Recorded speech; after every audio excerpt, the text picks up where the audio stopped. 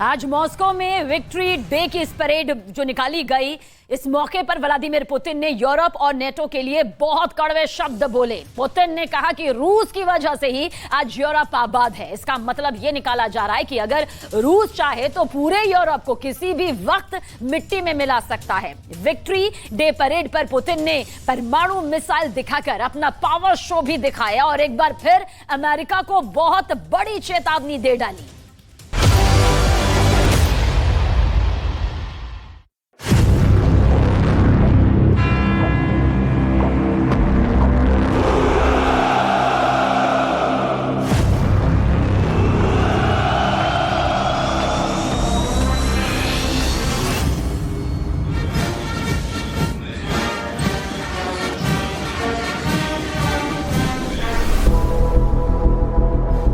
मई का तूफान एक बार फिर आया।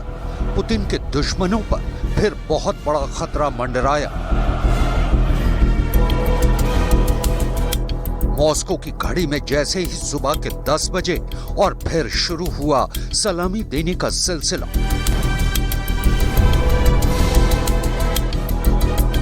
क्योंकि इसी वक्त होती है पुतिन की सबसे खास एंट्री। उनके पीछे उन देशों के राष्ट्रपति जो कभी सोवियत संघ का हिस्सा थे। ये पुतिन के रूस की धमक है, ये उसकी ताकत है जो हर साल 9 मई के दिन रूस के दुश्मनों के अंदर एक नई सिरहन पैदा कर देती है। पुतिन जोश दिला रहे हैं। पुतिन अपनी फौज के जरिए ज़ेलेंस्की के साथ पूरे नेटो को ललकार रहे हैं।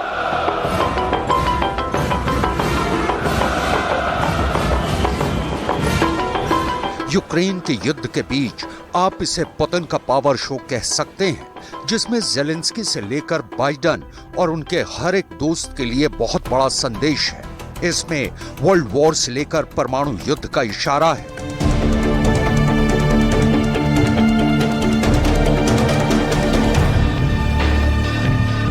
नौ मई का ट्रेलर बहुत कुछ दिखा रहा है। परेड के लिए फौज तैयार है और फिर पुतिन के रक्षा मंत्री सर्गेई शोइगु एक कार में सवार होकर परेड का मुआयना करते हुए आगे बढ़ते हैं।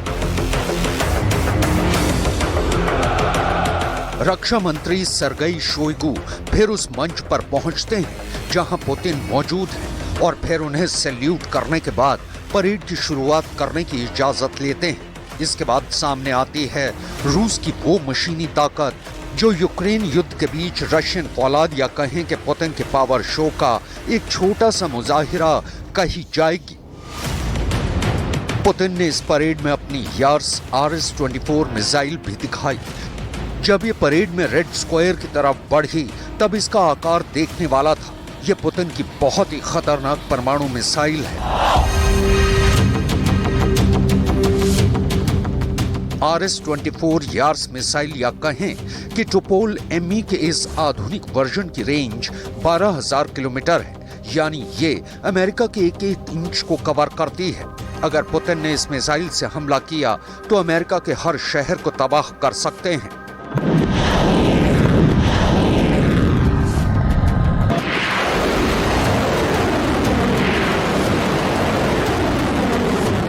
पुतिन ने इस मिसाइल का टेस्ट दिन और रात दोनों वक्त करके देख लिया है। इस वक्त नेटो और अमेरिका के खिलाफ ये पुतिन का सबसे बड़ा हथियार कहा जा रहा है।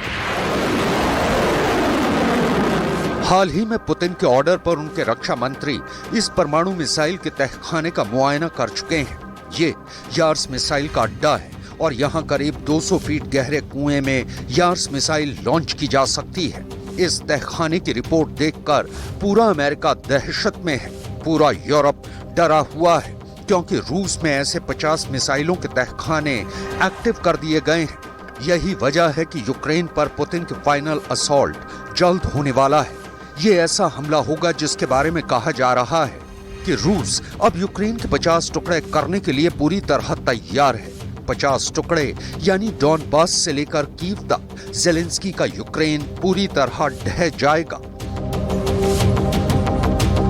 पुतिन के इरादों को रूस के लोग भी समझ रहे हैं। इसलिए परेड को देखने के लिए रेड स्क्वायर पर बहुत भीड़ थी और जो लोग यहाँ नहीं पहुंच पाए वो पुतिन का पावर शो देखने के लिए मॉस्को की इन सड़कों पर मौजूद थे जहां से ये परेड गुजर रही थी। और यहां उन्हें देखने को मिला S-400 एयर डिफेंस सिस्टम। यह ऐसा हथियार है जो 400 किलोमीटर के दायरे में दुश्मन के जहाज, मिसाइल या ड्रोन को गिरा सकता है। लेकिन पुतिन के इस पावर शो के बीच दूसरा सच ये भी है कि जब क्रेमलिन से ड्रोन अटैक हुआ तो पुतिन का एयर डिफेंस फेल हो गया, या कहें कि वो ज़ेलेंस्की के ड्रोन को ट्रैक नहीं कर पाया। इस बात से पुतिन बहुत ज्यादा गुस्से में है और वो अब ऐसा हमला दोबारा बर्दाश्त नहीं करेंगे।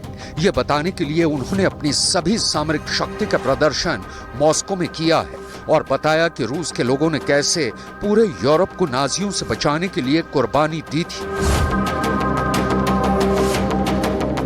Западные глобалистские элиты по-прежнему твердят о своей исключительности, стравливают людей и раскалывают общество, провоцируют кровавые конфликты и перевороты, сеют ненависть, русофобию, агрессивный национализм, уничтожают и семейные, традиционные ценности, которые делают человека человеком. पुतिन इस साल 10 मिनट तक बोले, जबकि 2022 में उनका भाषण 11 मिनट का था। यानी पुतिन कम बोले लेकिन खतरनाक बोले और सीधा अटैक ज़ेलेंस्की के साथ बाइडेन और उनके एजेंडे पर किया। रेड स्क्वायर पर पुतिन के सामने हजारों सैनिक मार्च कर रहे थे। उनका मैसेज रूस के उन लाखों फौजियों के साथ यूक्रेन और अमेरिका के लिए था। रूस के इन फौजियों के कई साथी इस वक्त यूक्रेन में लड़ रहे हैं। इनकी रेजिमेंट की कई यूनिट इस वक्त डॉनबास में तैनात है। विक्ट्री डे परेड में शामिल हुए रूस के हर कंटिजेंट का एक सुनहरा इतिहास है।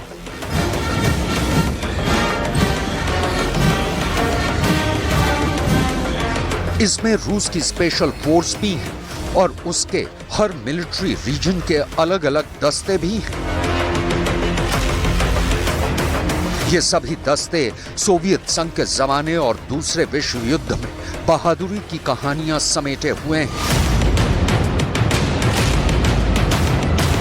पुतिन का दावा है कि यूक्रेन का युद्ध इसलिए शुरू किया गया क्योंकि यूक्रेन की नाजी ताकतें इस इतिहास को मिटाना चाहती हैं। Высокомерие и вседозволенность неизбежно оборачиваются трагедиями. Именно в этом причина катастрофы, которую переживает сейчас украинский народ. Он стал заложником государственного переворота и сложившегося на его базе преступного режима его западных хозяев, разменной монетой в реализации их жестоких, корыстных планов. Мы видим, как в ряде стран безжалостно и хладнокровно разрушают мемориалы советским воинам, сносят памятники великим полководцам. इस बार परेड में पुतिन ने टैंक वाली ताकत नहीं दिखाई। वो इसलिए क्योंकि यूक्रेन में पुतिन की टैंक पावर बहुत बड़े दबाव से जूझ रही है। पुतिन ने यूक्रेन में अपनी पूरी टैंक पावर झोंक दी है। मई के महीने में ही पुतिन ने ऑर्डर देकर रक्षा मंत्री सर्गेई शोइगु को एक फ्रंट पर भेजा, जहां 10-20 नहीं बल्कि 50 बहुत ही खतरनाक T-90 टैंक का मुआयना किया। बखमूत के बाद ये यूक्रेन के नए शहर की तरफ कूच करने की तैयारी है। रूस की टैंक शक्ति पूरी दुनिया में मशहूर है। ऐसा देश जिसके पास 12,000 से ज्यादा टैंक है।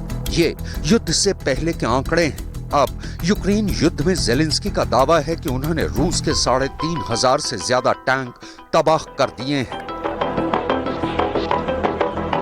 पुतिन ये सब कुछ जानते हैं, लेकिन पुतिन का प्रेशर यूक्रेन पर लगातार बढ़ रहा है। यूक्रेन में इस वक्त रूस 3 तरह के टैंक ज्यादा इस्तेमाल कर रहा है, जिनमें T-90 है, T-72 है और T-80 भी है। उन्हीं पर ऐसे हमले सबसे ज्यादा हुए हैं और इनमें से भी सबसे ज्यादा बुरा हाल पुराने T-72 का हुआ है। मॉस्को के ऐतिहासिक रेड स्क्वायर पर पुतिन की मौजूदगी बहुत खास मायने रखती है। जब पुतिन रेड स्क्वायर पर थे तब उन्होंने फौरन उन कमांडर्स को करीब बुला लिया जिनकी कमान में सैनिक इस वक्त यूक्रेन का युद्ध लड़ रहे हैं।